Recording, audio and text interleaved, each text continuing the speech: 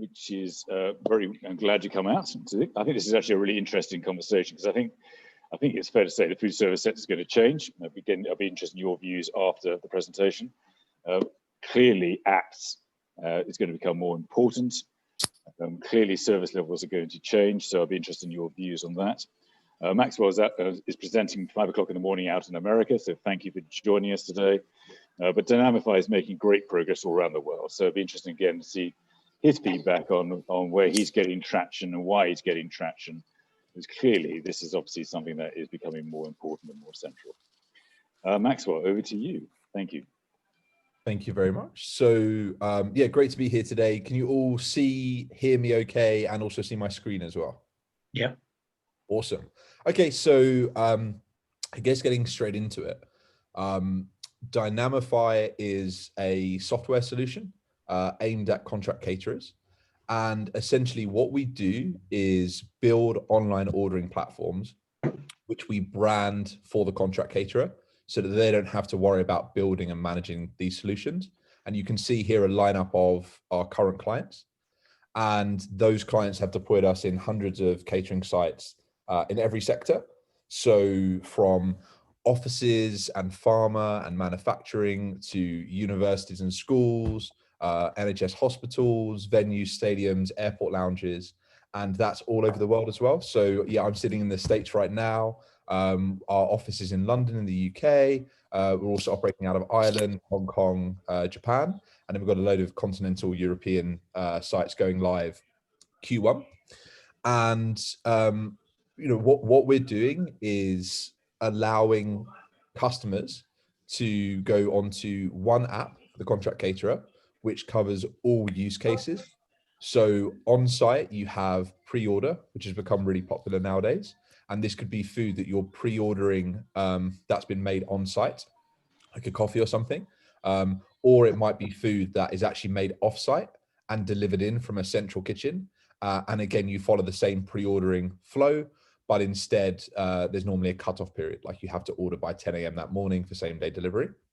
Then in addition to that, we have self-checkout, which is actually our most popular feature.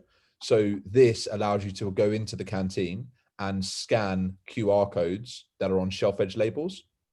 And the reason this is so popular is because as good as pre-ordering is, people still want to be able to browse the food in a lot of cases. And also people just aren't organized all the time. So they won't always think to pre-order. They might just arrive in the canteen, but still want to be able to pay really efficiently. We also do hospitality. So very similar flow to pre-order, but there's a few differences like cost coding and deliveries to meeting rooms and that kind of stuff. And then finally, we also offer home delivery, which during COVID has become more popular as people are trying to feed customers, whether they're at work or at home. And all of those ordering methods, or pretty much all of them, can be accessed through any channel. So predominantly that's the mobile app. We're a mobile first company, but also that can be done through the website. It can also be done on self-service kiosks. And finally, we also have a next generation EPOS, which is completely linked up with our whole system. I think where we see how we see our solution being deployed is either people are going to 100% app-based ordering, so they're not even bothering with a kiosk or an EPOS, or alternatively, they are still keeping the traditional EPOS in, but maybe on a site that had 4 EPOS before, they'll go down just to 1 because the majority of orders will be coming through the app and online, so you won't need as much hardware on site. I guess a quick little bit on the team. So my background is I used to work in private equity, the wonderful world of finance. And there I was focused on the hospitality and retail sectors. And that's just 5 years ago now. I just got really excited by the changes that were coming to the industry. This was right at the beginning of kind of Deliveroo starting out, etc. So just went and started doing this on the weekend. I guess it became a proper company. And as you can see from kind of some of our senior team here, it's all people that are from the best engineering schools in Europe. And it's people who are millennials, I guess is the term. So we've all kind of grown up on this tech and have an intimate understanding of how it is changing life in this kind of new convenience economy. And Before I kind of go into a little bit more detail on the product itself, let's just take a step back for a sec. So I think with COVID, it's completely changed the game for contract catering, and digitization is part of that. And in terms of the problems, we've identified 4 main ones. So the first one is that you just cannot reopen your site now until it is COVID secure. And with pre-order, with mobile self-checkout, you eliminate all of those physical lines, and also you eliminate all shared touch points. The next big problem is that obviously the revenue on site and the population has declined. And so contract caterers need to reduce their costs and also become more efficient, for example, with fewer product lines. And so again, how the solution works is we can automate a lot of those staff manual workflows, which obviously reduces labor costs.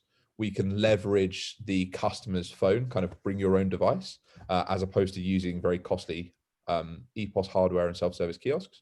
And finally, we can predict each customer's lifetime value, but also their food consumption habits, which means that you can get really targeted around what you sell on site. You don't need to have as many product lines because you know exactly what people are going to be buying every day.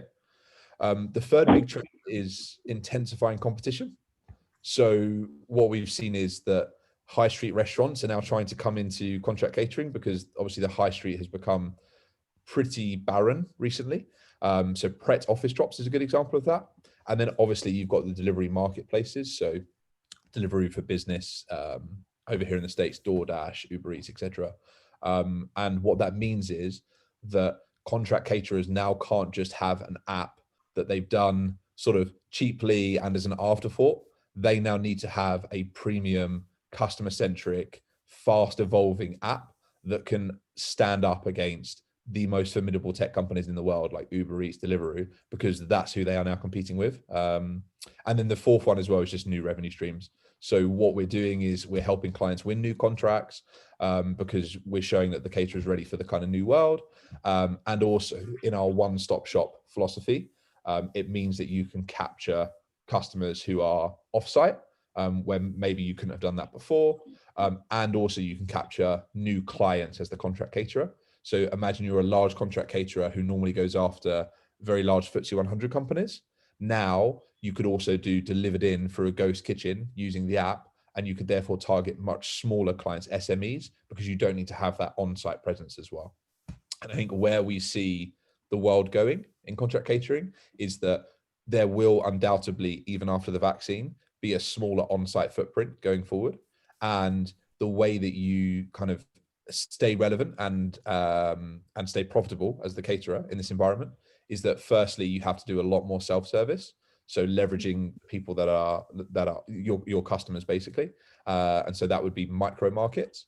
And then secondly, because you don't have as much stuff on site, if you have big orders like hospitality or certain items that you can prepare in a central kitchen and then deliver in, then that's another big trend that we're kind of seeing.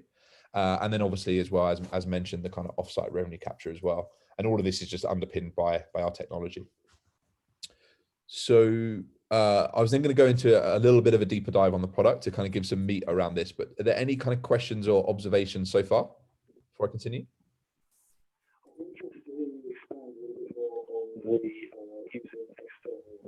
Sorry, Chris, your sound seems to have gone a bit there.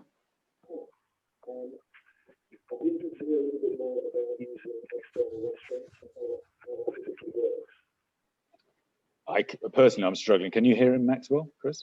No, I think it was about external restaurants. Yep. What about external restaurants?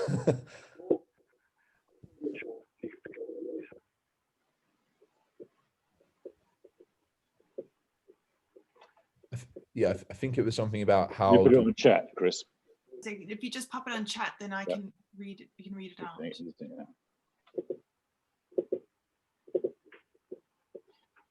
While we're doing that, Maxwell, this period of time, you've obviously seen quite a lot of progress in some ways. Mm-hmm. The contract caterers. What are the trends you're getting? What are the particular trends and feedback you're getting from the caterers at this point? Because the market's moving quite a pace, isn't it? Changing. It is moving at quite a pace. I think Yeah, so what's the feedback that we're getting? I think the first one is a realization of the need of this technology. Before COVID, it was much more about, there were some visionaries who agreed with that at the client side, but then also some people who didn't necessarily want to adapt to this change, because it is change management. But now the market context has changed so much that it's a no-brainer for everybody, which is great. So I think the willingness to adopt is absolutely there. And even though a lot of sites are closed, because those sites have gone from very low penetration of technology in contract catering to now near 100%, because everybody that's reopening is trying to use this technology, is trying to use technology. What that means is it's just been massive amounts of kind of growth for us. Here we go. I've just seen this question, by the way. Can you discuss how it feeds into, compares with the likes of Feeder? Okay, so yeah, so Feeder obviously is a marketplace aggregation company. So for anybody that isn't aware on here, what they basically do is you download a mobile app, you can see a list of nearby high street restaurants. Like, I don't know if they're actually on their platform, but people like Leon Pret, etc. And then you can order from those and have them delivered into your office. And Feeder was acquired by Compass Group approximately 9 months ago, I believe now.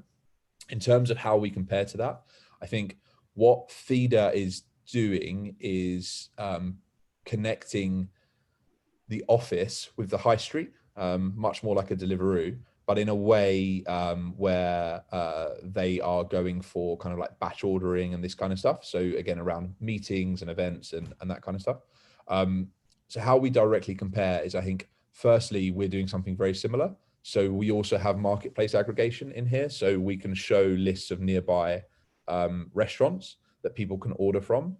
And the way we're doing that is to complement on-site catering. So for example, if an on-site caterer does not have the capacity to do hospitality orders, then perhaps they would still want to get a share of that revenue, even if the cake won't be as much for them. Then they could list nearby restaurants at certain times for delivery into the office. But I think where we're different is that Feeder, as I understand it, is more pure play on that type of model. Whereas we're doing all of the other stuff that I mentioned earlier, and our main focus is actually on-site services where the food is made by the caterer. I think fundamentally, I question how big a market opportunity there is to be delivering in food from the high street, both in terms of delivery isn't the most economical thing in the world to do, but also the contract caterers themselves don't make anywhere near as much money from doing that. They're literally becoming just a connector between the restaurant and the employee on site. So within the contract catering world, I don't know how much that will kind of revolutionize things. And for us, our main focus is on allowing people to kind of enjoy their experience in the canteen as much as possible, with the residual demand for delivered in being residual as opposed to kind of the main thing. Does that answer your question at all? I don't know if I've gone down a rabbit hole. There's a few questions beginning to come through, man. So shall we finish your presentation first, and we can have an open conversation afterwards? Yeah, sure. I'll just really quickly address a couple of these. So yes, we could absolutely address hotels and leisure venues. The only reason we haven't so far is just that we're really focused at the moment on contract catering. We want to become the market leader in that space globally, and it's a big market. So we're very busy with that. And then I think once that's done, we will then look to other sectors like the high street, like hotels, leisure venues, etc. The other one, practicalities associated with using external, they don't say dynamic marketing, but very expensive. So I think associated with using external restaurants, I think expensive depends on your perception of expensive.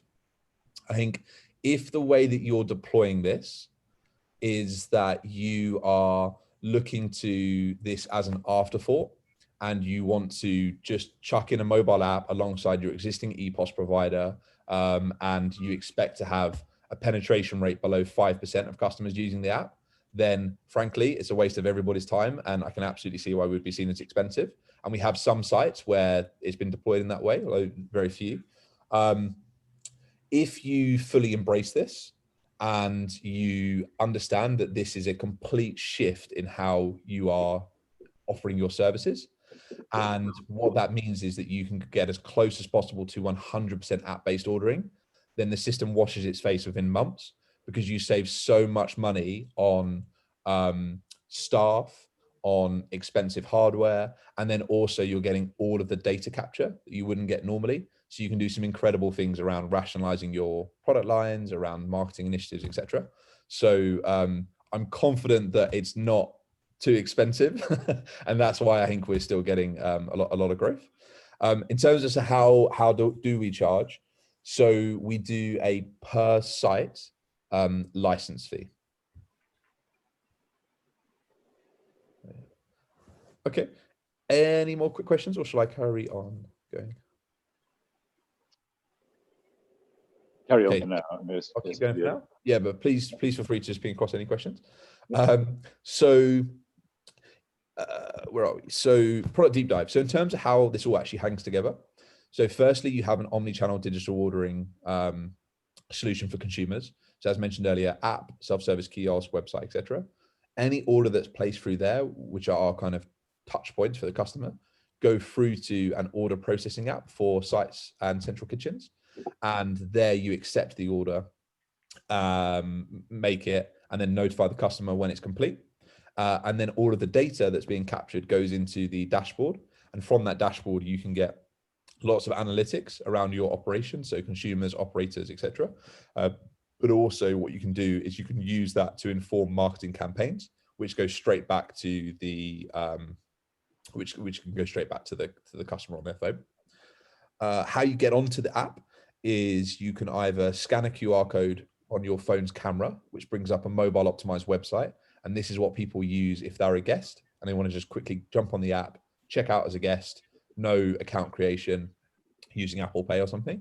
Or alternatively, if you're a regular, then you download the app on the App Store and you scan that same QR code, and it takes you into the what's it called? The store, and you're permanently checked into that. And there you can see that the menu, and the difference is if you do it that way, then on the mobile app, you'll always be earning your loyalty points and rewards, etc. In terms of how pre-ordering looks, so you browse the menu, which looks like this. It's really intuitive. You can essentially see food and drinks, underneath that, all of your subcategories, and then underneath that, you've got all of your products.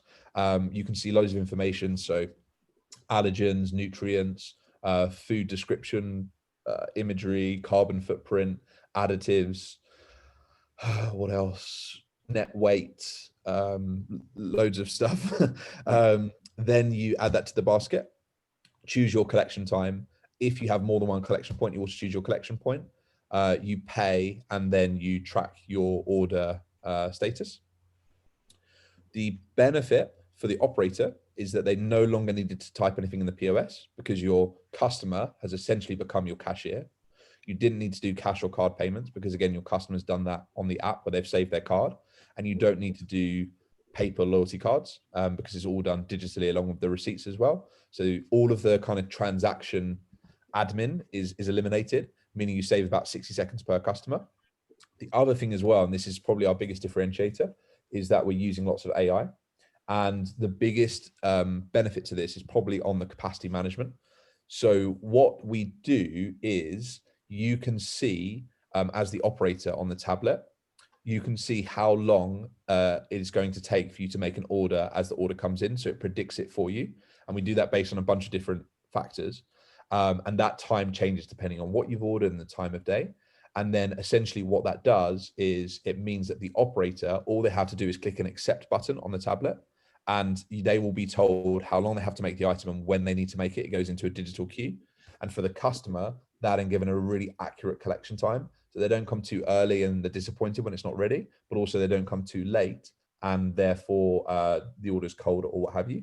And this here is probably the biggest reason why customers can genuinely move to 100% app-based ordering, because with lots of other solutions out there, what you'll find is that they say they have click and collect, but when you actually kind of dig in deeper, it's stuff like you can choose a time and anybody can choose that same time. There's not really proper kind of queue management going on in the cloud.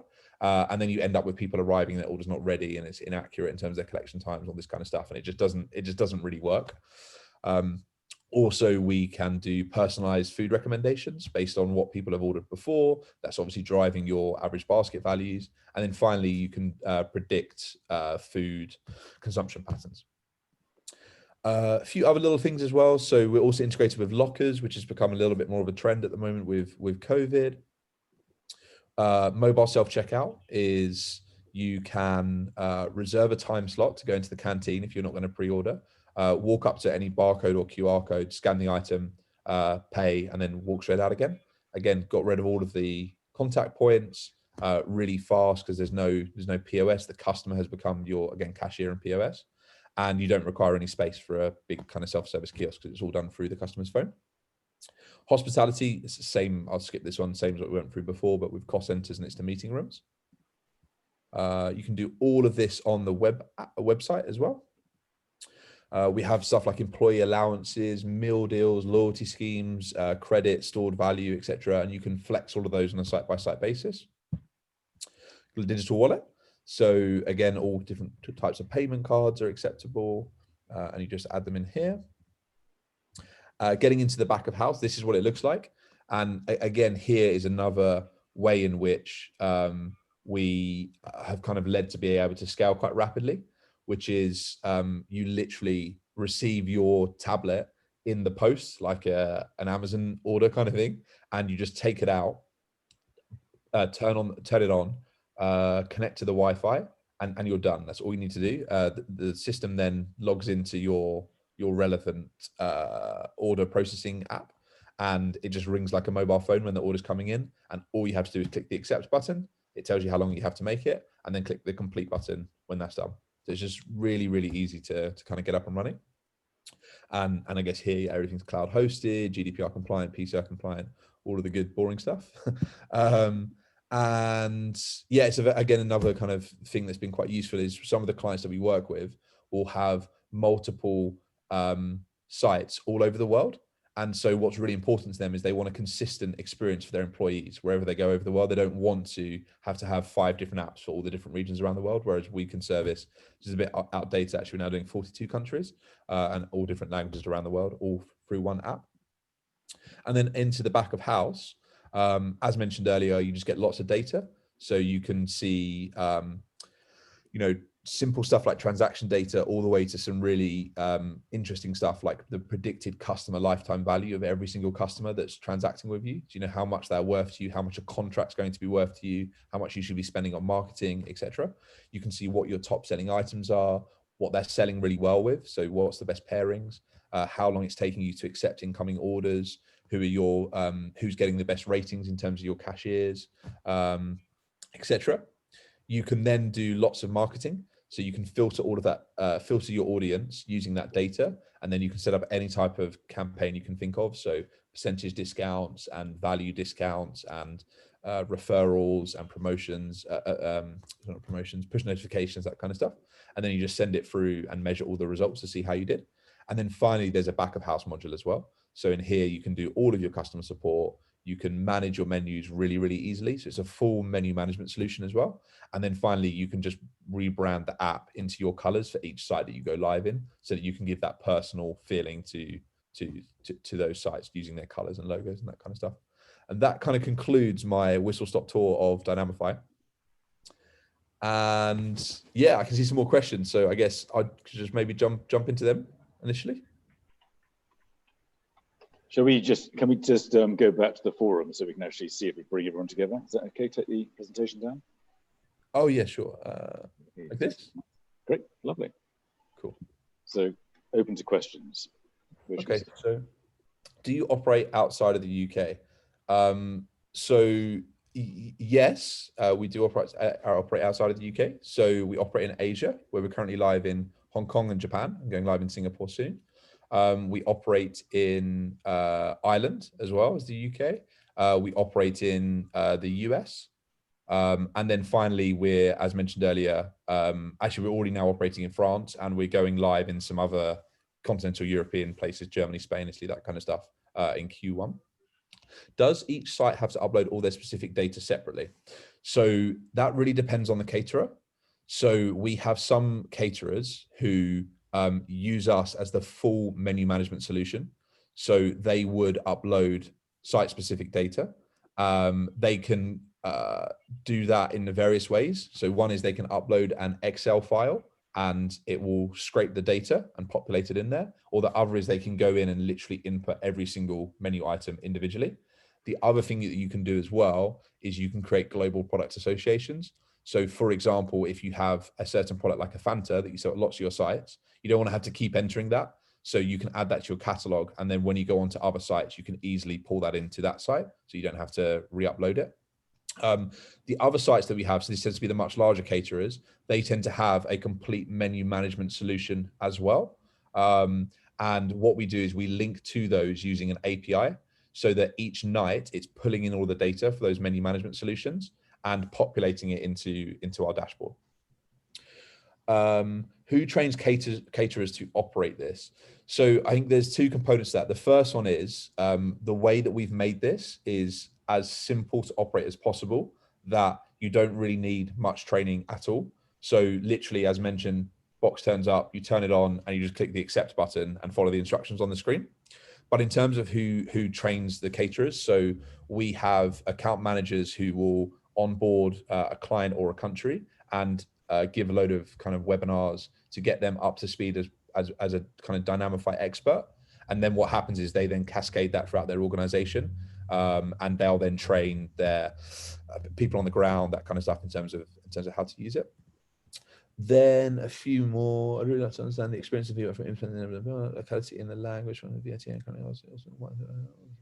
Yeah, so there's tons of, we could spend hours talking about all the different localizations, but everything that you're mentioning we've seen. So with the white teals, for example, we actually know that as the black box. You have like a similar thing in Germany.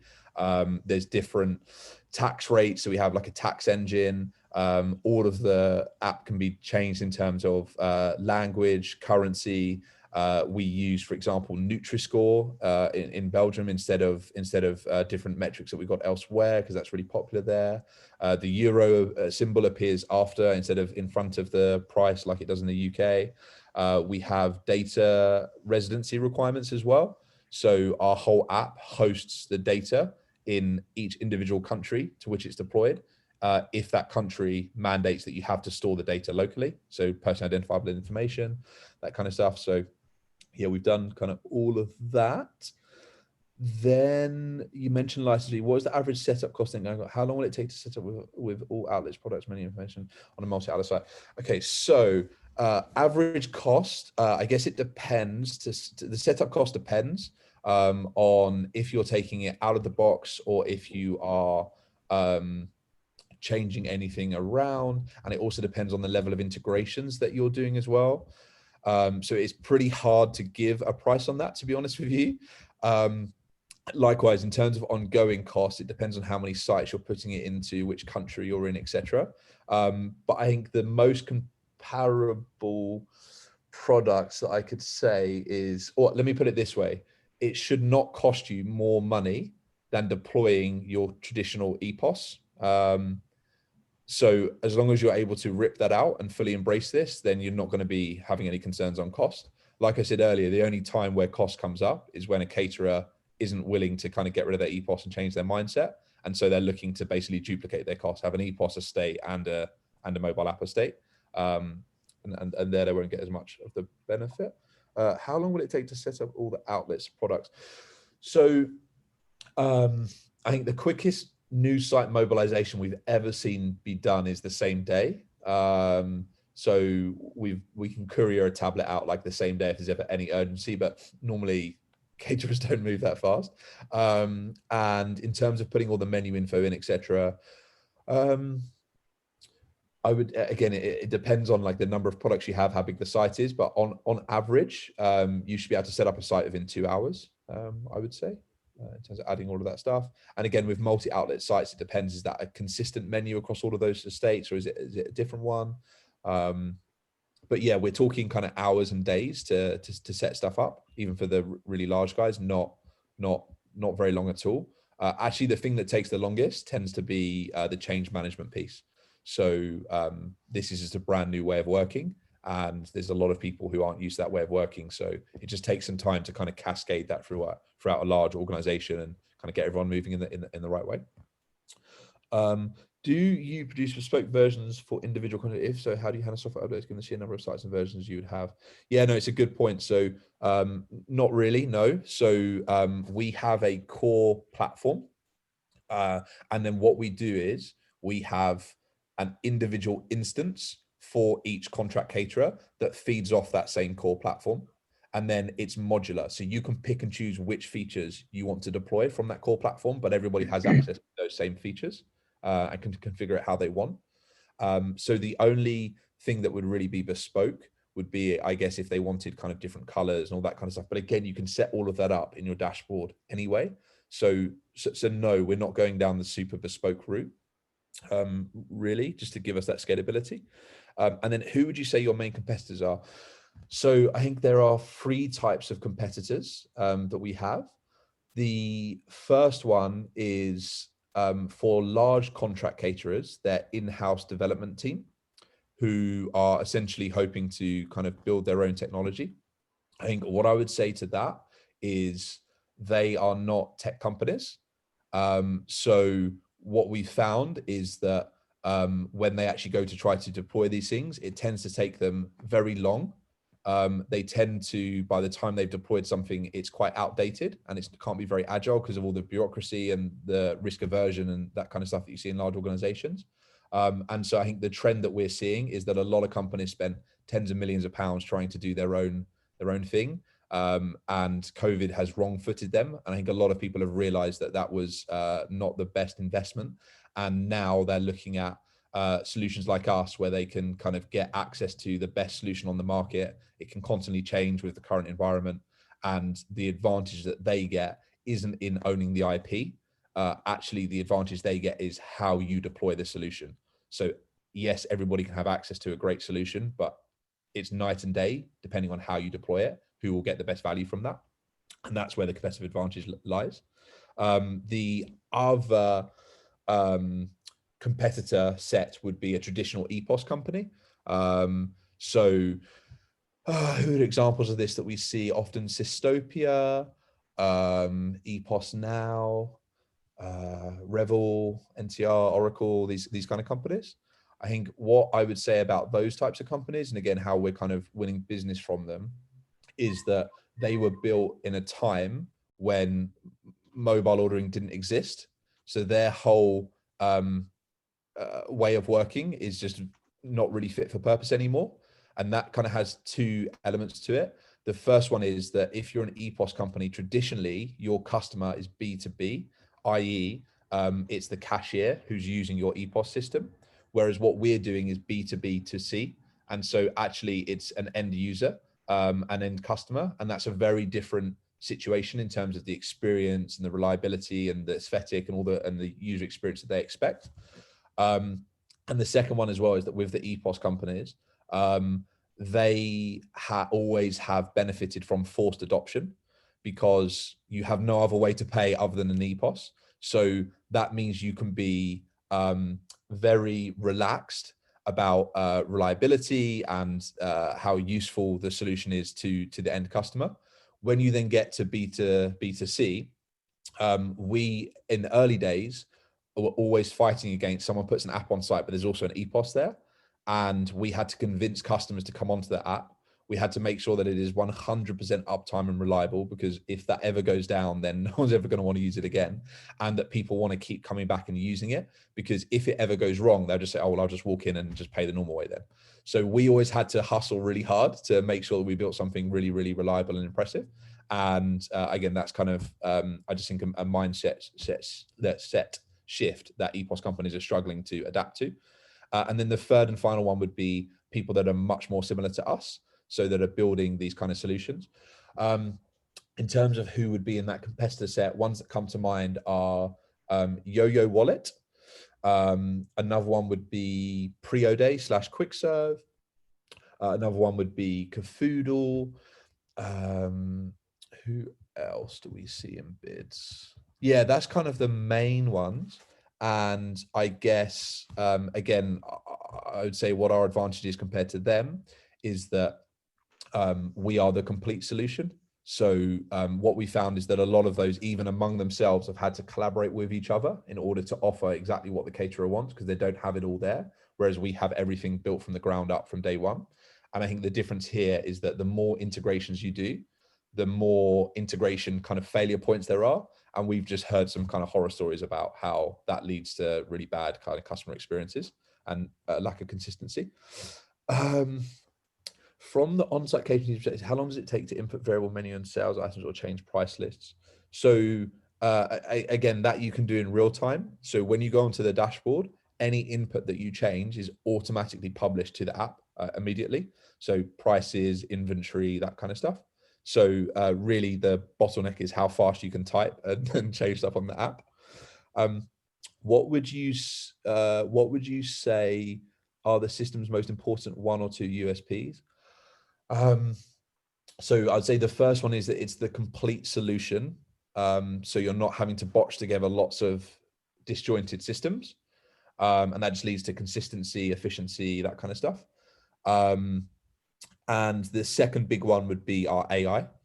So again, as mentioned earlier, there's sort of click and collect and there's click and collect. And what I mean by that is in the first one, you know, if you're just telling customers it's that they can choose, you know, any 5-minute slot and the time that they have to, the time guidance they get on the app does not change based on the number of items they put in there or the time of day or how busy you are at the moment or anything like this, that to us isn't really click and collect, because you can't do 100% app-based ordering through that because you're just going to have massive service failures.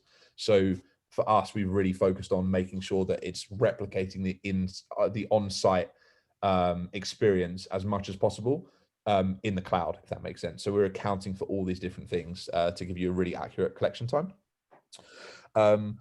What reaction have you had from the end user, and do you have any developments in the pipeline? Yeah, the reaction from the end user is fantastic. That's never been our kind of bottleneck, because they really, once you use the app, you see how easy it is to use, how intuitive it is, how much time you're saving, how much better the experience is, that you know, really they're kind of our like biggest fans. The difficulty is getting to them in the first place, and there's kind of 2 inhibitors to that. The first one is there will always be people in the caterer that are kind of blockers because it's a new way of working and that kind of scares them. And the second one is, and unfortunately we're B2B2C, so we have to go through them to get to the customer. And the second one is actually making sure the customer knows about the app in the first place. So again, we've seen some kind of horror situations where we'll go to a site that's deployed and they've sort of said, oh, you know, there's, you know, not a lot of demand, and you'll walk in there and it's like, there's not a single poster anywhere. Nobody has a clue about the app. It's not been communicated out to anybody at all. So as long as you put this in front of your clients, your customers, and you tell them about it, we'll do the rest. And then the final one, would I be able to contact the operator or even visit site? I really like to see the system. I wasn't sure you are operating here already. Can you confirm you operate in Netherlands? Yeah, so in the Netherlands, yes. So I can speak with you directly, and you can do a reference check, and I can let you know. Yeah, I can let you know about that. So this is Danny. So Danny, I guess maybe Chris can connect us afterwards or something, and I can shoot you a note. That was great, Maxwell. Thank you for that. I'm sure there's some more questions coming through as well. Out of interest, because actually the thing which actually really interests me is just how much this has moved forward over the last 7 months. Because you're right, because it's almost like we're at the back of the race and everyone's trying to catch up the front of the race and do their own thing. What's been your biggest learning for this period of time? Or the thing that surprised you the most? Biggest learning, things that surprised us. I think, yeah, like there's still, so for us, it's just been kind of a massive growth. So the company's, you know, like quadrupled in that time. It's just been crazy. In terms of the learnings for us, I think probably the biggest is that we're, you know, you still need to help caterers make sure that they are deploying it correctly, and making sure that their customers are aware of this. So as we're getting to much larger scale, we just can't handhold in the same way that we used to be able to. So for us, it's really about how can we improve the product further so that you don't have to rely on the caterers to do that kind of thing. And also how can we kind of cascade out best practices and just make it as efficient as possible, like a much more self-service platform. As a very, very small example of this is customer to customer referrals. So what that basically does is it takes the pressure off the caterer, because instead of them worrying about trying to get people on the app, it means that if you send a coffee to a friend to invite them to the app and they go and use that coffee, then you get a coffee as well. So it basically makes all of your customers your brand advocates. It's like crowdsourcing almost. That's been like a really popular feature because then the marketing team doesn't have to do anything. What else? And I guess the only other one is that we're working with quite a lot of the contract caterers now. Still a few that we haven't started working with yet. And I think one kind of learning for us is there's still some bifurcation, whatever you want to call it, in the market, whereby you have a lot of people now that have really got behind it. Also, who's this? We have two huge clients in now, one using Backstory, the other so they really need this. Yeah, so one of the people you mentioned is our Belgian person. Yeah, it's definitely bifurcating a bit. And I think you're seeing that there are those who fully embrace this and are really making amazing strides. And you can kind of see those people on our website. And there are those who are a little bit head in the sand during this whole thing. And now they are sort of playing catch up. And really our message is, this is becoming the core of your business. Don't waste time not willing to take the hard decisions. Now is the time to do this because you are going to fall behind and we can help. Fair enough. I see Gary Atkins is asking, you've obviously quadrupled, which markets particularly?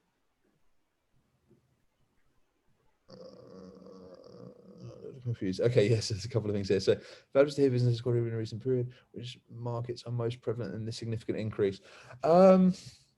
Which markets are most significant? Well, in terms of new client wins, it would be the UK. But also we've had a ton of growth in the UK and Asia, in the US and Asia as well. So it's been all over the place. In terms of Roy, this is sector of the client. Is that in the UK? Yes. So this is in the UK. And the app is called 12. If you go on the 12 app, you'll see it says powered by Dynamify. So Dynamify is behind the scenes. No one ever calls it Dynamify. We don't get any glory. It's whatever the caterer wants to call it. So 12 by Dynamify is that one. In terms of why it's not been put into certain sites who were getting it from October, I have no idea. We're going live in new sites all the time. Yeah, I would go back and lobby Sodexo on that. But there's a good example perhaps of caterers don't always move as fast as we want them to. You'd have to talk to them about that. There's not much I can say about that one. And it's mainly BNI your growth, or is it other markets as well? No, we've done other markets as well. Schools, unis, hospitals, venues. What else? Airport lounge. So yeah, no, it's all over the place. I would say though, our main focus has always been BNI and will continue to be BNI. And by BNI, I don't just mean kind of offices, but also manufacturing plants, R&D, pharma, so kind of workplaces, I guess, in the true sense of the word.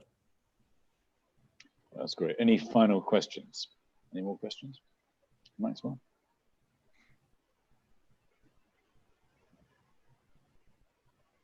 Nope. Oh, new one.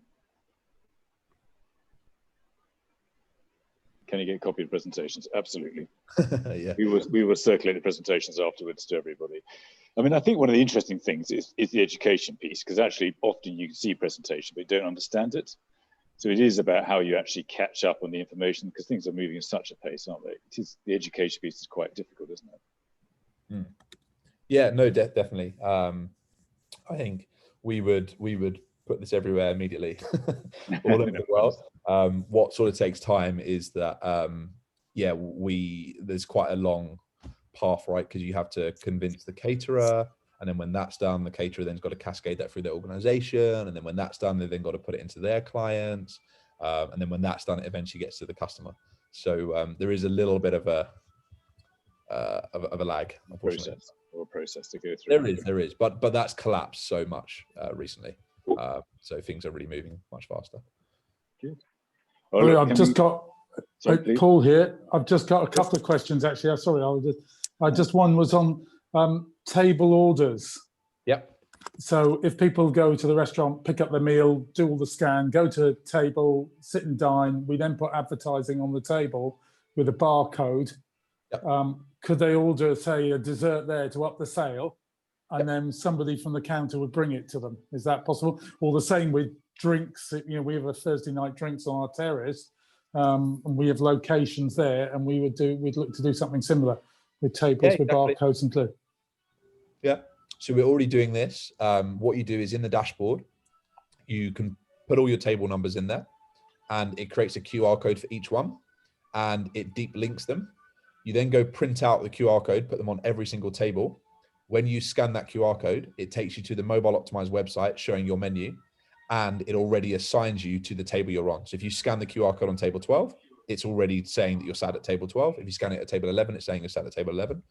You place the order, shoots through to the kitchen, and then either you can, you can get them to walk up and grab it, or you can go deliver it to them, however you want to do the operation. And then one more, a couple more. The vending machines, the traditional vending machines, you have to go right up close to it. I can see with the boxes, you can just open it, but how would you do that with buying a chocolate bar, or what's the conversion you would have to do to a vending machine to make this work? Yeah, with a vending machine, it really depends on who the vending machine provider is. But to make that work, they would have to have touchless on their vending machine, or through an integration, we can show the menu on there. And then when you click the item and pay, it then sends a signal over Wi-Fi to the vending machine to then basically make the same command that it would have made if you touched the touchscreen. So that's how you do that. And that's just on a case-by-case basis as we integrate with vending suppliers. Okay, I'll look at that. And then what do I have? Something else? No, company phones. We have I think you'd have to do the App Store, wouldn't you, for your thing through company phones? Because company phones, they tend to switch things off. Like our dealers can't use, they're not allowed to use cameras to take screenshots.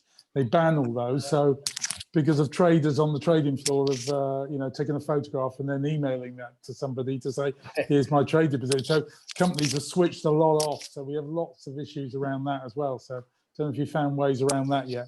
Well, we honestly, we've not actually had it in many sites where that's been an issue. There have been a couple of sites where that is, pardon me, then because you by definition need the client to approve this, going live with this, what happens is the caterer's client, what happens is they do what's called whitelisting. So they just allow that to be an app that people can download. And sometimes in order to get to the position of whitelisting, we will interface directly with the caterer's client, and they will do what's called a security test on us. So like penetration testing, and we'll go through like a information security audit with them.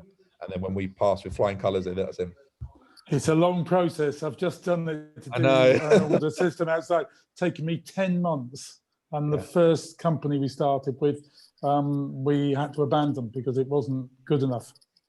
Yeah, it's really, really tough. And because of GDPR, because of data security these days, there's such a high bar on this.